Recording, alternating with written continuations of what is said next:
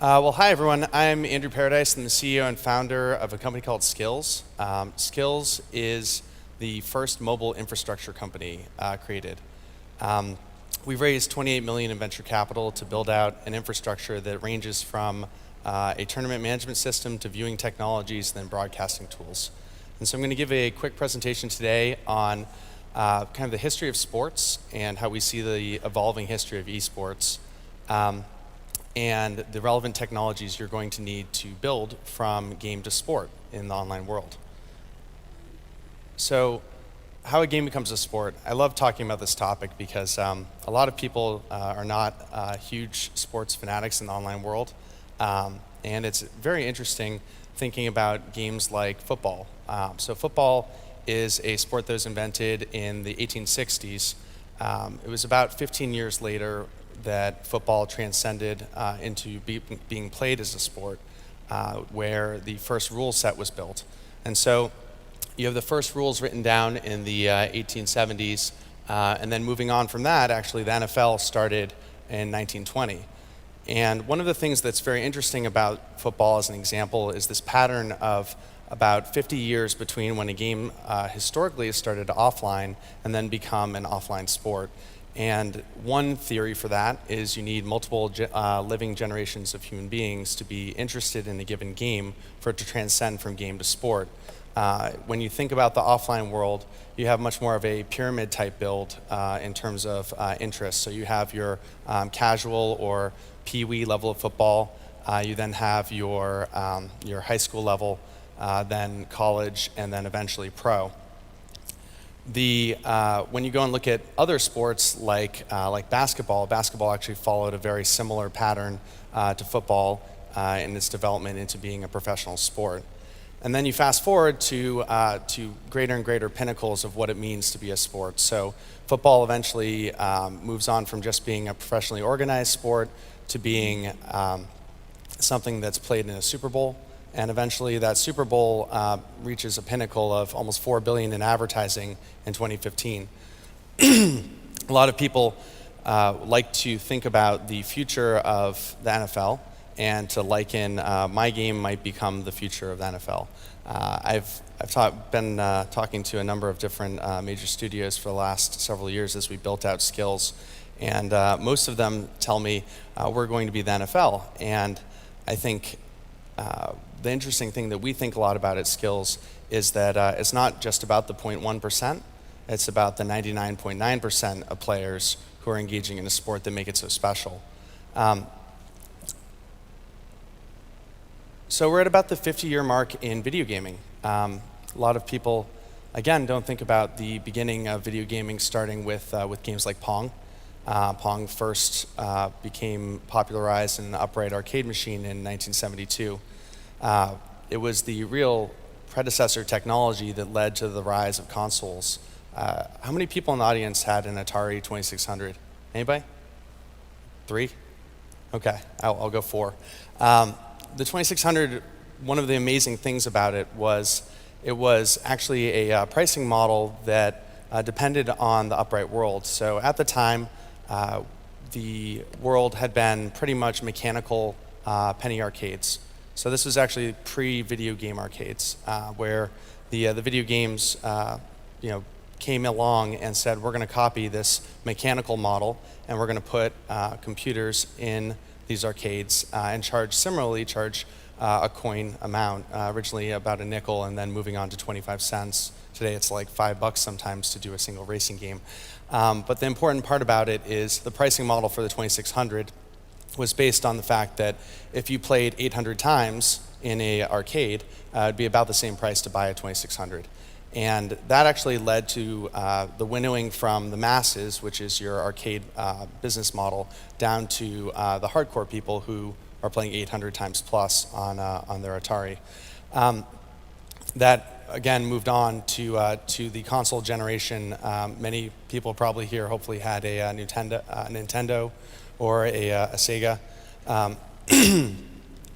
The rise in popularity of the different console systems all really started from this business model shift. The exciting thing about gaming right now is we are moving back to a mass market with smartphones. We've moved back to about 2 billion people having access to one of the devices that can load video games. And at the same time, we're reaching the 50-year mark in the video game industry. And again, that's that magical time when you have parents and children all involved in the ecosystem. And you start to have a growing number of people who are interested in watching video games. So a couple of things that we're pretty excited about, that we think a lot about, is the reach of console and PC and what that looks like versus the reach of mobile and what that looks like. So some of the stats here are, you see a huge amount of viewership happening online and kind of an amazing amount of content being created. I think one stat I read about Twitch recently was that 2015 saw, it was I think 400 million man years of video watched. It's amazing to think about the reach of Twitch and the size of the market that currently exists in esports, and then to think about what that looks like as mobile and tablet and, of course, virtual reality become dominant technologies. Another thing that a lot of people don't think about with esports and rapid growth is the size of the prize pools. Today, right now, most people are focusing on the 65 million that was given out last year. One of the biggest competitions there was the Dota 2 Internationals. On the mobile side, 16 million was given out in prizes last year. And so it's actually pretty remarkable that about 25% of the total prize pools are already mobile. And we don't yet have many mobile games that have the prerequisite technologies to deliver an esports experience. So that experience and kind of what makes a game transcend into a sport revolves around three elements. If you think about the football example, so you really need three things. You need a competitive gameplay structure. In the football example, that would be your AFC and NFC, and also, of course, the NFL rulebook. Separately, you need a spectating technology.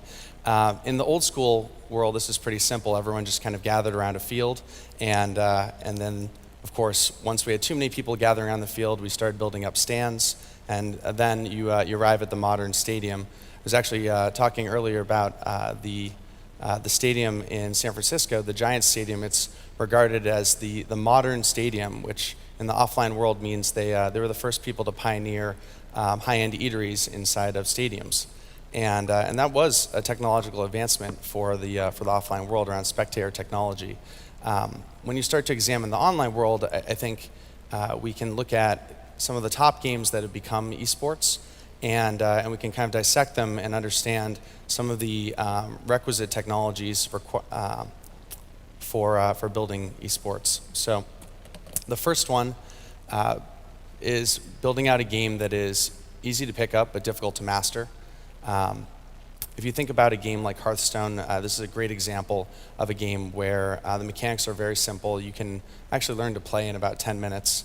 And given the variability in the game, they can deliver a pretty compelling experience that is truly very much easy to pick up and difficult to master. The power of this paradigm is true in physical sports as well. If you think about something like basketball, it's very simple to teach a child how to throw a ball through a hoop. It's very, very hard to achieve the NBA level of expertise. We move on to the next one. So the next element of competitive gameplay is really focused around variability.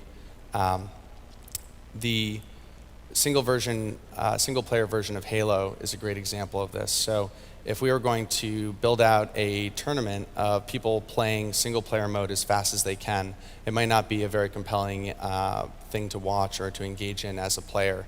The multiplayer mode of Halo is actually quite different. It's a series of maps, and the real variability here is the player matching and the different game modes. So whether it's a Slayer mode or a capture the flag mode, you're really looking at different tournament types that help extend the gameplay beyond just repeatedly playing single player over and over. In terms of the third element of competitive gameplay, it's strategy. Almost every major game that's transcended from game to sport in the online world has a pretty heavy strategic element. Something like checkers is a great example of a game with very limited strategy. If you've ever played checkers and studied it up a little bit, you'll find that in about 100 hours you can learn the dominant strategy, or if you cheat and read a book, you can probably learn it in a lot less. But that dominant strategy, it basically translates checkers into a game that's not dissimilar from tic-tac-toe. Whereas a game like chess can be played over and over again, and there is no one dominant strategy depending on the moves of the various players. The skill cap also in a game like chess is a lot higher than a game like checkers, given the amount of possible strategies involved. So for the second element of building a game into a sport, that's really focused around technologies around the tournament structures themselves. So thinking back to that football example, it would be your AFC, your NFC, your Super Bowl, your NFL rule book.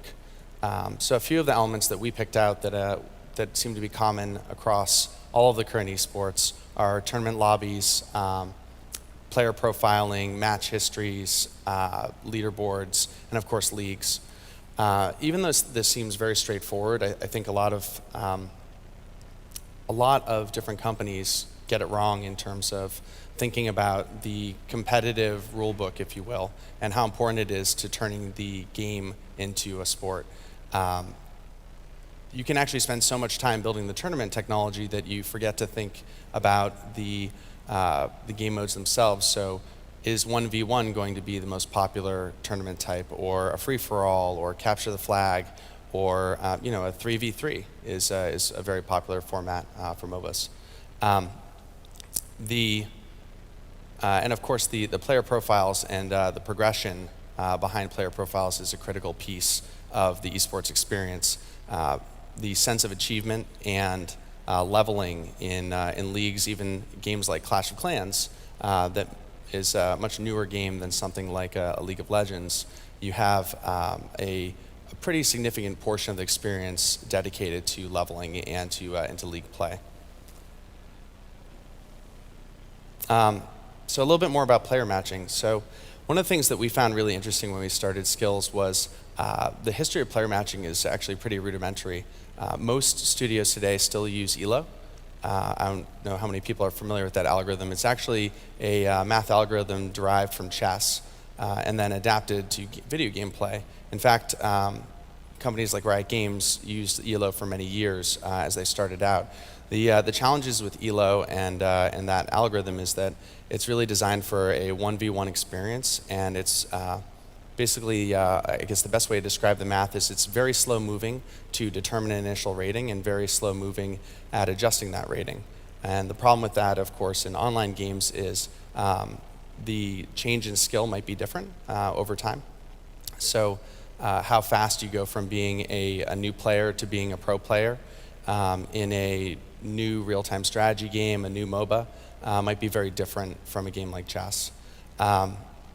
In general, when you have unfair matching, it's, I guess to draw an analogy, it's sort of like if you guys wanted to watch or participate in a tennis tournament against Nadal or Peter Sampras or someone like that. It's both not fun to play in that game, but also not fun to watch that game. And so player matching is actually a pretty critical element of the overall technology set for turning a game into a sport. And it's one where it is very black box, and it's an optimization problem of really fast versus fair. So everyone wants to, if anybody here plays StarCraft 2, for example, they want to start their match the second they click go.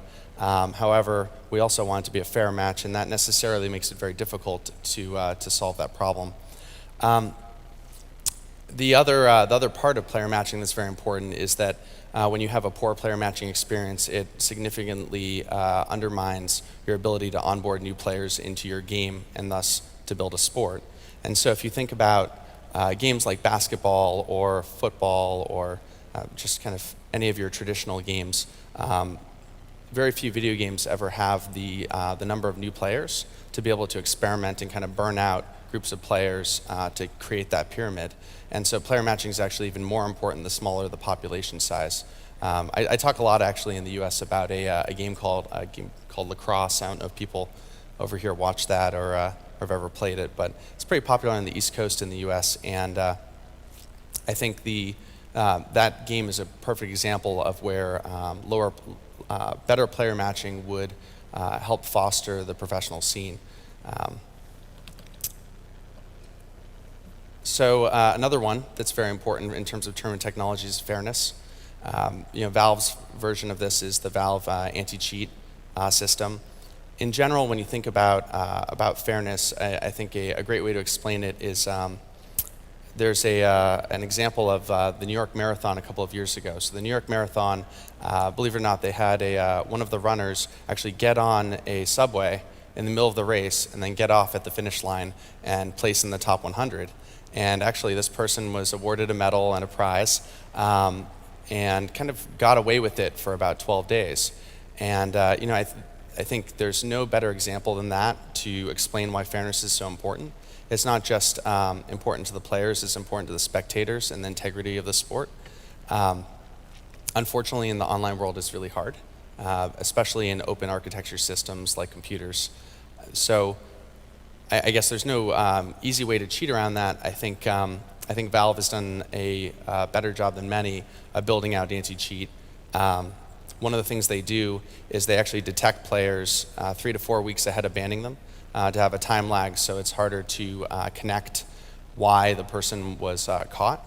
And actually, there are a lot of interesting articles out there on the different ways that Valve tries to institute anti-cheating. I think the important piece is that this isn't just a technology problem, it's also a customer service problem for the game studio community.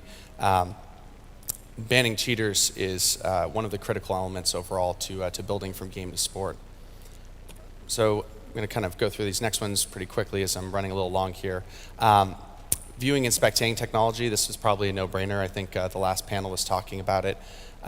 Building in a basic level of spectation is critical to allow that audience to build around your sport. I think the next gen of this that we're going to see this year will be where you start to see almost Sports Center-like technologies. I know of a few different companies, including ours, that are working on ways to create teleprompters for streamers, ways to build out technologies to watch multiple people in a tournament simultaneously. You can think of a lot of different things that exist in the offline world here that we'd like in the online world. I went to an ESL match not too long ago of Counter-Strike Go, and it was it was a 5-on-5. If you guys have ever seen an ESL match of Counter-Strike Go, it was each person watching their first player view. And when you watch 5 screens of first player view versus 5 other screens of first player view, it's almost like watching a basketball game with each person with a GoPro strapped to their head.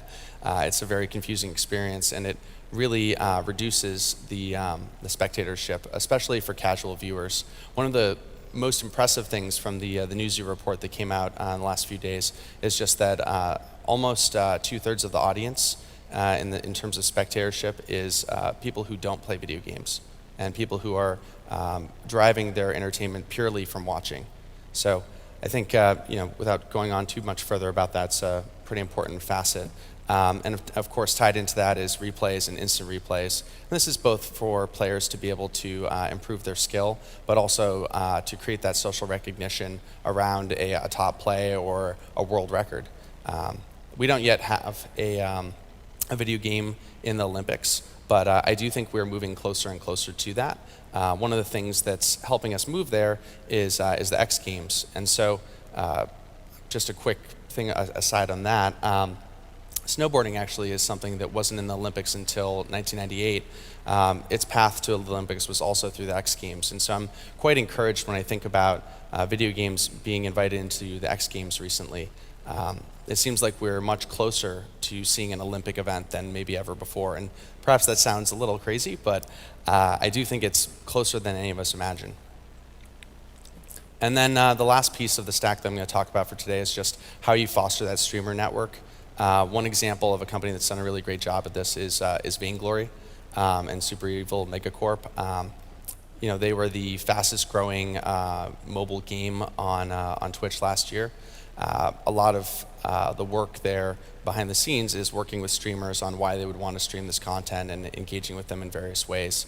But it is a critical element, really getting that broadcasting and streaming community behind your game.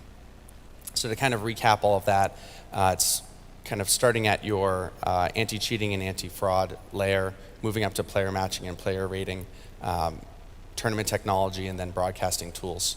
All of these different elements of technology are actually required to build a successful esport for all of the reasons that I covered before, whether it's fairness or player matching.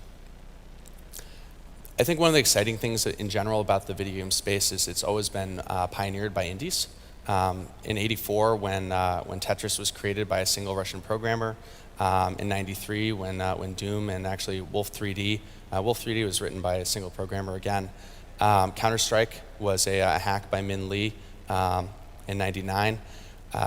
Pretty amazing that Counter-Strike went from a hack to being one of the most popular games played and one of the top esports. And then, of course, you have Vainglory. I've mentioned them a few times. They're a pretty well-funded indie, but nonetheless, they are certainly pioneering the way right now in mobile esports. A couple of last points for you. 43% of the current top 100 in the App Store are indies. And so it's not really a stretch for me, at least, to jump to the conclusion that we could see half of all of esports be dominated by indies. And I think that's a really exciting future for indies, because one of the things about transcending from game to sport isn't just, of course, revenue, but I think the incredible increases in retention that you can drive, both from the spectator audience as well as from the players themselves. And so last but not least, I think this is just a quick chart that we have on all of the open categories that have not yet been defined on mobile and tablet, whether it's first-person shooters, racing, real-time strategy, sports, fighting, arcade.